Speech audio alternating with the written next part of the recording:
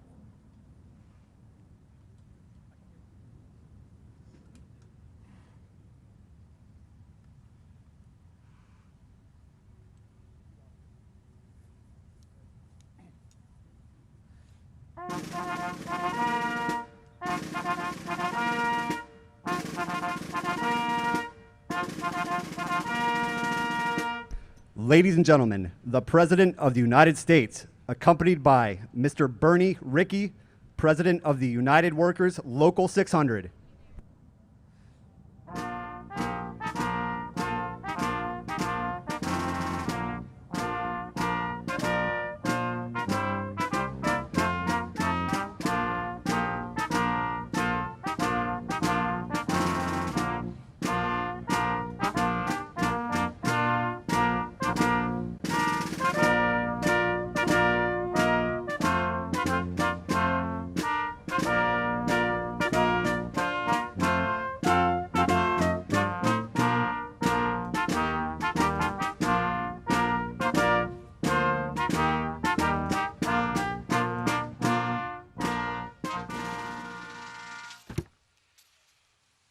Good afternoon.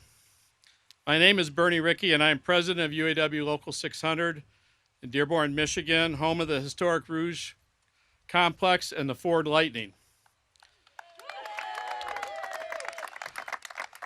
Mr. President, it is my honor to be here with you today.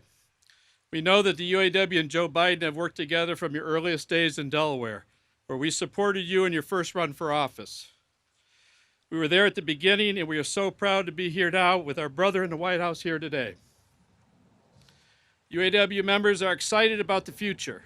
The UAW is ready to build these electric cars, trucks, and the batteries that go in them. We know that President Biden has our back. We know he understands that we can grow our industry and preserve and create more good-paying union jobs through his Build Back Better plan. We know that this president understands that as we move towards this bright future, none of us will be left behind, that we are the true engine in making this technology work, grow, and power America's middle class. That is why I'm proud to introduce President Biden today as a UAW member and a proud American. Mr. President, you have our back and we have yours. Thank you, President Biden.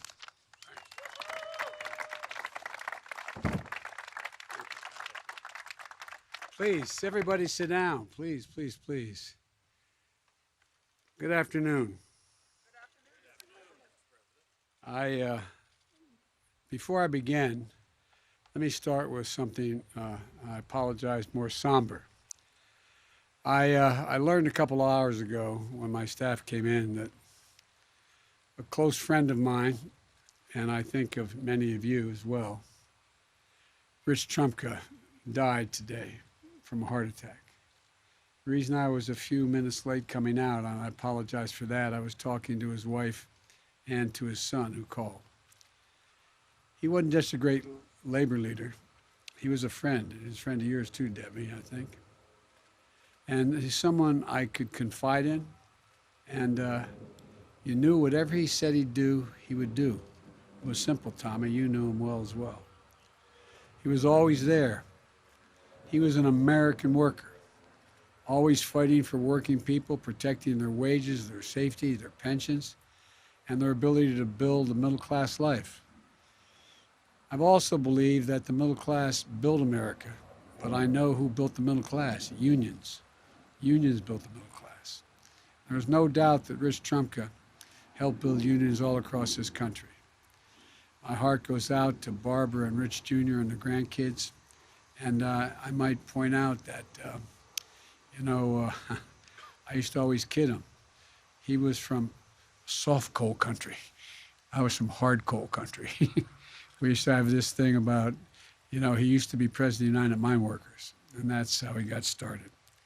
Folks, let me now turn to today's event. I want to thank Bernie for the introduction and for being part of the best auto workers in the world. Thank you, Ray Curry, president of UAW. If you're here, Ray, I was in with you. It's good to see you, pal. And I also want to thank the leaders of the big three companies for being here today. Mary Barra, General Motors.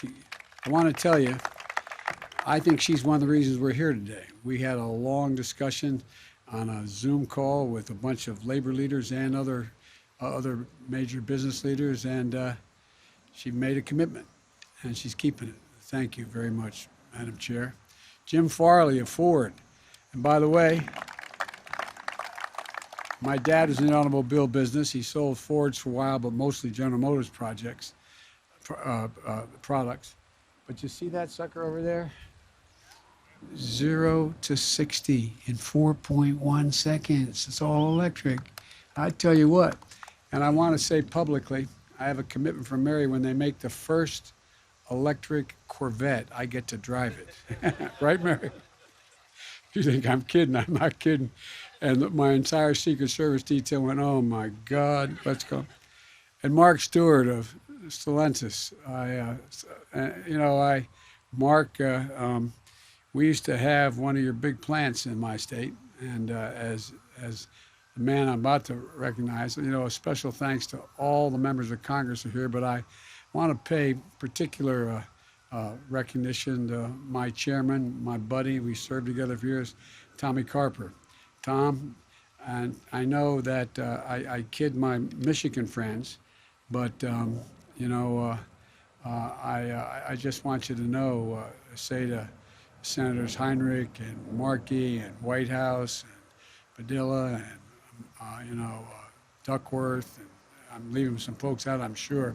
Representative Kathy Castor, and the Michigan delegation that's here today. Debbie Stabenow, Senator Gary Peters, Congresswoman Debbie Dingell, who is automobiles, and and Dan Kildee.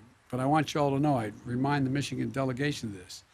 It used to be when I first got elected, Deb, and I used to tell your husband this as well, we had a higher percentage of auto workers in Delaware than any state in the union, including Michigan. Now, the fact we had a very small population, and we had almost 100,000 auto workers in our states, counting the Autolite and others, had something to do with it. But I just want to be very straightforward.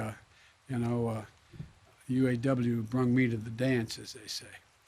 And I also know we're missing someone truly special and a dear friend of all of us, Senator Carl Levin, who passed away last week. Carl and I served together for 30 years in the United States Senate together. He was one of the most, I think all my colleagues in Newham will attest to this, one of the most honorable people, most decent people I've not only served with, but I've ever known. He was a tireless champion of the American worker and the iconic American automobile industry. And so he embodied everything that his beloved Michigan and our country represents. Respect, dignity, pride in the nation and pride in what we built. And so today, labor and industry, state and local leaders, we're all working together to write the next chapter of the American story. As I've said before, we're in competition with China and many other nations for the 21st century. To win, we're going to have to make sure the future will be made in America. Back in May, I toured the Ford plant, as I mentioned, a state-of-the-art facility in Dearborn, where the UAW workers like Bernie are building the first ever all-electric Ford 150. And as I said, the best part is I got to drive it. It's incredible, and just like the other vehicles that are behind me today. They're a vision of the future that is now beginning to happen, a future of the automobile industry that is electric, battery electric, plug-in hybrid electric, fuel cell electric. It's electric, and there's no turning back. The question is whether we'll lead or fall behind in the race for the future. It's whether we'll build these vehicles and the batteries that got them to where they are in the United States, here in the United States, or we're going to have to rely on other countries for those batteries. Whether or not the job to build these vehicles and batteries are good-paying union jobs, jobs with benefits, jobs that's going to sustain the continued growth of the middle class. They have to be. They have to be made here in America. Right now, China is leading the race. It is one of the largest and fastest growing electric vehicle markets in the world. And a key part of the electric vehicle, to state the obvious, is the battery. And right now, 80% of the manufacturing capacity for these batteries is done in China. And here's the deal. It's not China's battery technology that's much more innovative than anyone else's. Remember, our national labs in America, our universities, our automakers led in the development of this technology. We led in the development of this technology. And there's no reason why we can't reclaim that leadership and lead again. But we just have to move, and we have to move fast. When Barack and I were in office, President Obama and I were in office, that's what we were doing. In 2009, the automobile industry was flat on its back. We were told that we'd never be able to sell American-made cars at the same rate as we did before. But we didn't listen to the naysayers. We even had some in both parties who didn't think we should, quote, bail out the industry, if you remember. Well, we bet on the American worker, and we extended a lifeline, and they stepped up, made sacrifices to do it, and we've saved more than 1 million jobs in the process. Working with the auto industry, we set fuel efficiency standards and provided incentives for folks to buy fuel-efficient vehicles. Through the Recovery Act, we made the largest investment in clean energy and battery technology ever made. And then the previous administration came along into office, and they rolled back the standards we set.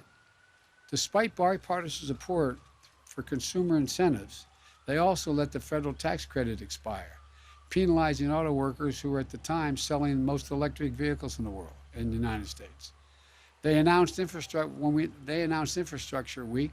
They did it for every week for 4 years, and not once got anything done. Not once. Folks, the rest of the world is moving ahead. We've just got to step up. Government, labor, and industry working together, which you're seeing here today. We have a playbook, and it's going to work. Today, I'm announcing steps we're taking to set a new pace for electric vehicles. First, I'm following through on the campaign commitment to reverse the previous administration's short-sighted rollback of vehicle emissions and efficiency standards. I'm doing so with the support of the auto industry, the automobile industry. Today, the Environmental Protection Agency and the Department of Transportation are unveiling proposals to do just that. These agencies are beginning to work on the next round of standards for a broad class of vehicles, for cars, SUVs, pickup trucks, medium and heavy-duty vehicles. Importantly, we have announcements today from automakers representing nearly the entire auto industry market who have positioned around the ambition of 40 to 50% of all vehicles sold by 2030 in America being electric. This is a big deal. But to unlock the full potential, we have to keep investing in our workers and our manufacturing capacity. And that's what our Build Back Better plan is all about. It's about leveraging once-in-a-generation investments in a whole-of-government effort to lift up American auto workers and strengthen the American leadership in the world in a clean car technology, trucks, and not just cars, but trucks as well, and buses. You know, that's why today I'm signing an executive order setting out a target of 50% of all passenger vehicles sold by 2030 will be electric, and set in motion an all-out effort. That's why, along with the members of Congress here today, we're working around the clock on the Build Back Better plan, which does 3 critical things. 1, it transforms our infrastructure. We're going to put Americans to work modernizing our roads, our highways, our ports, our airports, rail, and transit systems. You know, that included putting IBEW members and other union workers to work, installing a national network of 500,000 charging stations along our roads and highways and at our homes and our apartments. 2, we're going to boost our manufacturing capacity. The Build Back Better plan invests in new and retool facilities and employs workers with good paying wages, good jobs. It grants to kickstart new battery and parts production, loans and tax credits to boost manufacturing of these clean vehicles. And our Build Back Better plan makes the largest investment in research and development in generations. This will help innovate, manufacture, and build the supply chains for batteries, semiconductors, and those small computer chips and electric trucks and cars are going to be even more reliant upon as we move forward. Never again should we be in a situation we face today with a semiconductor shortage. And we know these kinds of federal investments, we know that they work. It was the Defense Department and NASA that got the modern semiconductor industry on its feet decades ago. Our own Department of Energy pioneered and transformed the battery industry where Barack and I, when we were in office. And with the help of the Recovery Act, grants and loans, battery prices dropped 85% because we were forward-looking. We need that same mindset today. Thirdly, support of consumers and fleets. That means purchasing incentives for consumers to buy clean vehicles, union-made right here in America, like the ones championed by Debbie Stabenow and Ron Wyden in the Senate, which provides $7,500 basic credit, $2,500 credit for vehicles made in America, and an additional $2,500 credit for union-made vehicles. That means spurring demand by converting the federal government's enormous fleet of vehicles. We have over 600,000 vehicles, a lot of vehicles, 60,000 of them, I should say, into an all-American made clean vehicles. So that's what we're going to do as we roll out and get rid of the existing fleet. We're going to support the electric transit system as well and the electric school buses. Look, and there's one other thing we have in our playbook that will help us outcompete other nations: the American worker. The American worker. I really believe this. and I know you guys do too. The American workers are ace in the deck. Now I know many of you watching at home are like the folks I grew up in Scranton and Claymont, Delaware. They feel left out, left behind in an economy and an industry that's rapidly changing. I get it, I understand it, but we're going to leave no one behind. Nearly 90% of the jobs created in our infrastructure plan do not require a bachelor's degree. And when we invest in our infrastructure, we're going to buy American products, American materials, and services from American businesses made in America by American workers. And we're going to do everything in our power to encourage and protect the right of workers to unionize and collectively bargain. The bottom line is, we are proposing a blue-collar blueprint to rebuild America. That's what it's going to be. And we need automakers and other companies to keep investing in America. We need them not to take the benefits of our public investments and expand electric vehicles and battery manufacturing production abroad. We need you to deepen your partnership with the UAW, continue to pay good wages, support local communities across the country. That's why I'm so proud the UAW is standing here today as well. It's why I'm proud that the three largest employers are sitting here and their sights are set not only on electric vehicles, but on expansion. Expanding union jobs, expanding the middle class. It matters. You know, in the spring, I kept my commitment to convene leaders of all the major economies in the world it was not in person, but we did it on a Zoom call with a whole bunch of folks, including the heads of state of China, India, Japan, the European Union, for a meeting hosted in the White House on the most consequential issues facing the world. And the agreement is the climate crisis. And I made clear what I've long believed and I think of when I think of the climate crisis. Beyond the devastation of the lives and livelihoods and the health of our very planet, when I hear climate, I think jobs, good paying union jobs. I wanted the world to see there was a consensus that we're at an inflection point in world history. If we act to save the planet, we can also come out of it better. We can create millions of good paying jobs that generate significant economic growth and opportunity, and raise the standard of living for people not only here, but around the world. But I also wanted to put the world on notice. America is back. America is back. We're in the competition for the 21st century, the future that will be built right here in America. Let me close with this. Our economy is recovering.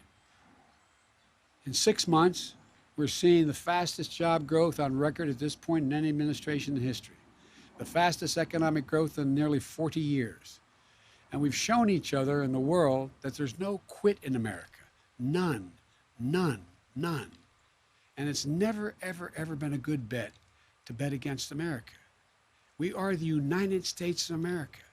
There's not a single solitary thing, nothing, beyond our capacity to get done when we do it together. We have to act, and that's what we're doing today. And again, I want to thank the CEOs of the automobile companies, and I also want to thank all the auto workers. Thank you all for being here today. Now I'm going to sign the executive order, but I'd like to invite my congressional colleagues to come up if they're willing to stand behind me here when we do this, and others who know they're supposed to come on up. Thank you all very much. Certainly will. President? Good to see you. Good to see you. How are you? Mr. President? Good to see you. I love that amendment. I hope I didn't get you in trouble by saying that. You didn't. Tommy, good to see you. Good to see you. How are you, man? Good to see you. Good to see you. It's exciting. Come on, let's let the CEOs go through too. Yes. Now, when I sign, Jim, it's so bright, when I sign this executive order, usually I'm able to give a pen to all the folks who are part of it. I've got one pen, but I'm going to make sure you each. We're going to fight. You each are going to get a pen. I promise you.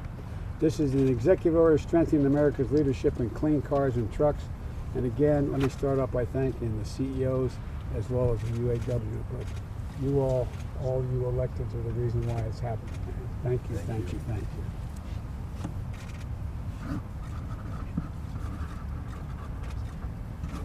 All right. All right. Thank you, thank you, thank you. I'm sorry I didn't sit out here, but I was on the phone. No. Oh, just for this morning. Yeah, I just The big commitment, 50% of the I was U.S. on a camping trip with grandkids and it really is. Yes, It the is. demand is so much more. But But he but the was pieces that smiling. you described, He was up is there what we smiling need. about all of I this. think, by the way, taking the continued to say that. who turned a lot of this around and get in trouble. The money guy. The whole deal. That's always the difficult thing is for us We were CEOs on is to allocate the money for this kind of shit. America, I think you were on it as well. We're gonna make sure we Zoom hit had right. with labor and the largest employers. And Mary had a lawsuit against California for time on the standards. And, no. I didn't surprise you. We went through the whole thing, and Mary started, we got to blame her for that. Mary said, look, next day she picked this phone and called California and said, we're dropping the suit. We're dropping the suit. And made a commitment to me. We're going to go electric. Change. Everything began to change.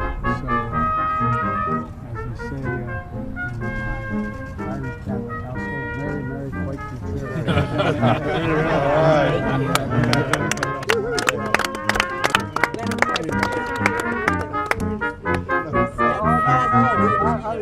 Our kids are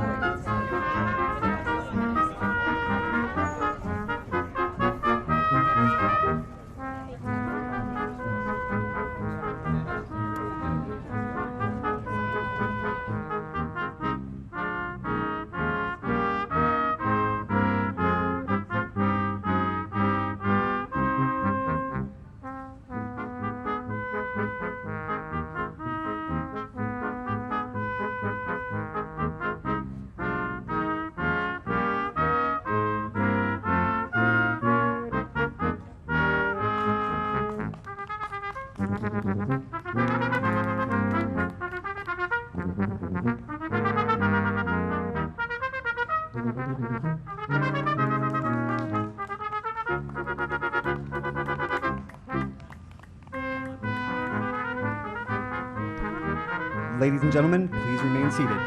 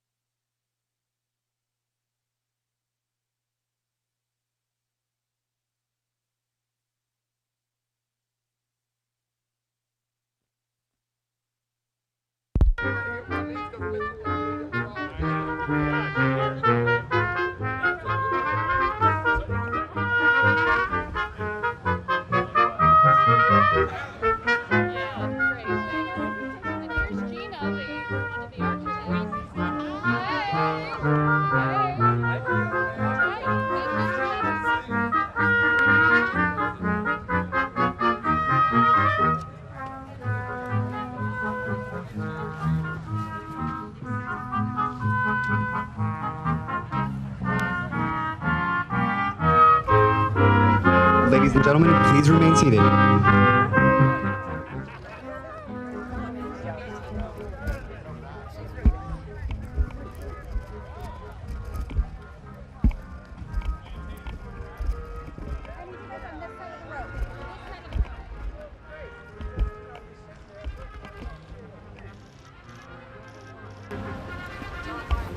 Won't be in the way, and he's saying I am in the way to block too much interference from the federal government. Your response, Mr. President? Governor who? DeSantis. Why is How should California's 2019 framework influence the executive order that you signed today? Well, I think the framework was really helpful. And the reason I say that is that, initially the industry was opposed to it. And we literally sat over the EOB, and I had 5 of the largest corporations in America, with Mary Barry representing General Motors on the screen. You've been there with me when I've done this. And 5 major labor unions. And when it was all over, Mary Barry called and said, I'm going to withdraw the suit against California. They were suing California to say you can't have a higher standard than the rest of the nation, which was what the last president did. He eliminated the standard. And she said, I'm going to drop the suit and I'm going to go electric. And we got the IBW involved. And the biggest thing that's happening here is there's a realization on the part of both labor and business now that this is the future. We can't sit by. Think about the battery technology. Most of that research and development occurred with the United States taxpayers' dollars from the Department of Energy, the DOD, here in the United States. But we didn't take advantage of it. We didn't move on it. China moved. China now owns the market. So we just got to get back in the game. How is the eviction moratorium constitutional, sir? How is it constitutional? The moratorium's not being held up. How is the eviction In a lot of moratorium constitutional, sir? I think it is, but there's a call. There are a number of constitutional scholars. I spoke to a lot of constitutional scholars. Let me explain last time why I did what I did. My greatest concern is I have 3 concerns. One, we have $45 billion sitting in state treasuries right now that were designed specifically to help landlords be able to not have to go bankrupt, so that and keep those renters who couldn't afford to pay the rent because of the pandemic, because of unemployment being as bad as it was since the Great Depression. We gave it to the states and localities to be able to keep renters in their homes, as well as being able to continue to keep their business going. The court ruled and made it very clear. The Supreme Court said you can't do that. You don't have the authority to do that. And although it was a 5-4 decision, I got on the phone and contacted a number of constitutional scholars I've relied on for years, beyond my own team. And there was a split. And the consensus of the folks that I have used the most said, we think you have the authority to do it, but in this court, who knows? Last point I'll make. So, what I decided to do, I did not tell the CDC. I made a commitment to you all. I would not tell the CDC what they should do, and I would not tell the Justice Department who they should prosecute. And I've kept that commitment. So I asked the CDC to go back and take another look at, was there anything possible, and check with the legal scholars as well. Now wait a minute, they went back, and they concluded that if we had a completely different change, we did not try to continue the existing moratorium, it was a different moratorium with another rationale. The rationale was that because of the COVID spread of virus so rapidly, that and the Delta COVID, what happened was they said all those counties that in fact are in a situation where they are in that red zone, that we should hold for another month, or I think I said 2 months, the ability to evict people from those facilities. And I said, okay, thank you. And I went ahead and did it, but here's the deal. I can't guarantee you the court won't rule that we don't have that authority. But at least we'll have the ability to, if we have to appeal, to keep this going for a month. At least, I hope longer. And in the process, by that time we'll get a lot of that 45.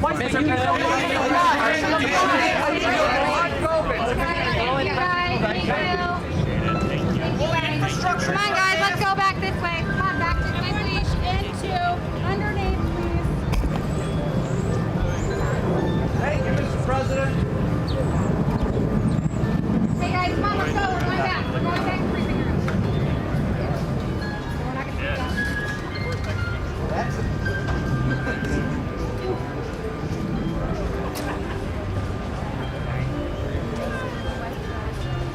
Hey, DJ.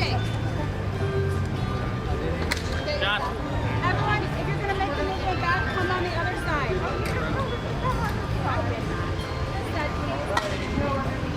Go take a look. Hopefully it worked out.